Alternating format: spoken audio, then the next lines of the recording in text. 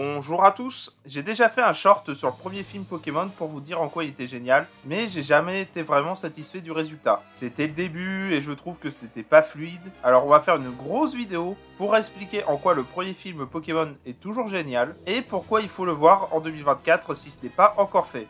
Et commençons par le commencement. C'est quoi le premier film Pokémon? On parle du film version japonaise ou version américaine / européenne?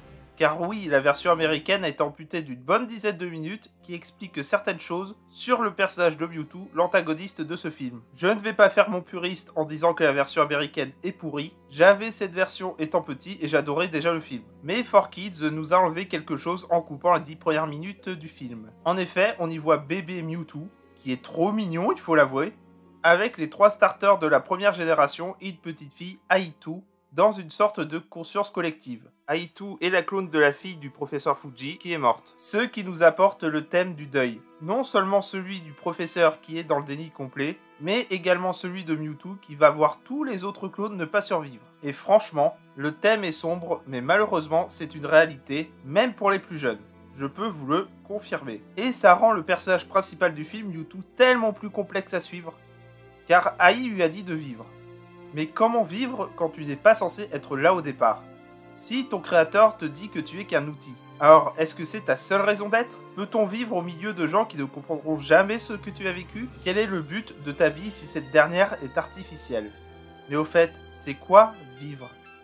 Et vous allez me dire que j'exagère, mais regardez le film, et vous verrez qu'il se pose ces questions. Et c'est d'ailleurs pour ça qu'il crée une armée de clones. Car il ne pense pas pouvoir vivre avec des Pokémon qui ne lui ressemblent pas. On arrive d'ailleurs à 2 scènes géniales, le combat 3 contre 3 et la guerre entre les clones et les originaux. Le 3v3 est génial car les starters côté Mewtwo ressemblent à ses amis quand il était dans sa cuve. Il veut donc prouver qu'ils ont une place dans ce monde même s'ils ne sont pas des créations naturelles. Et la guerre entre clones et originaux est également importante car c'est une tentative de prise de pouvoir. Les clones n'essayent plus de trouver une place mais veulent prendre la place des autres. Et c'est pour ça que les débiles disant « Oui, mais c'est con, car tu fais combattre des Pokémon à la base, donc c'est débile de les faire s'affronter comme ça entre clones et originaux. » Bah ces mecs-là n'ont juste rien compris au film. Car le but n'est pas de combattre dans cette scène, c'est de tuer l'autre.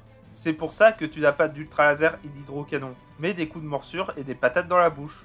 C'est parce que tu combats pour ta survie. Mais avec la musique, tu comprends que ce n'est pas la solution. Je l'ai déjà dit, mais j'ai connu la version européenne, donc avec les musiques américaines. Et Brother, My Brother me frappait déjà quand j'étais petit. Une chanson sur la futilité d'une guerre dont on ne se souvient plus de la raison d'être, d'un pardon et d'un oubli de ce conflit, sur une scène de guerre pour la suprématie d'une race sur l'autre. Mais que serait une bonne histoire et une bonne OST sans une bonne direction artistique?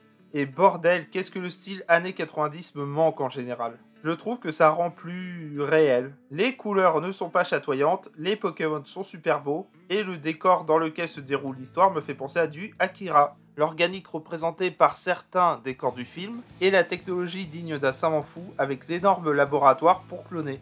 D'ailleurs, la machine à cloner est un mélange mi-organique, mi-technologique, qui rend très bien. Je vais finir par un petit point clonage. En 1997, le monde apprend l'existence de Dolly, une brebis clone. On pourrait se dire que cela a inspiré le film sorti en 1998, mais il ne faut pas oublier que le film provient d'un jeu sorti en 1996. Les jeux Pokémon rouge et bleu présentaient déjà Mewtwo comme un clone de Mew, donc l'histoire du film est tout simplement liée au jeu. Si je dois résumer mon avis, super OST, super animation, pas la meilleure mais j'aime beaucoup, un personnage principal profond et complexe en la personne de Mewtwo, et des thèmes qui parlent non seulement aux enfants mais aussi aux adultes. Clash des générations, deuil, et trouver sa place dans le monde. C'est à se demander si ceux qui le critiquent ont vraiment essayé de comprendre le film. Sur ce, je vous laisse, n'hésitez pas à liker, à partager et à vous abonner si vous voulez voir plus de critiques dans ce genre. C'était Fridor, à plus!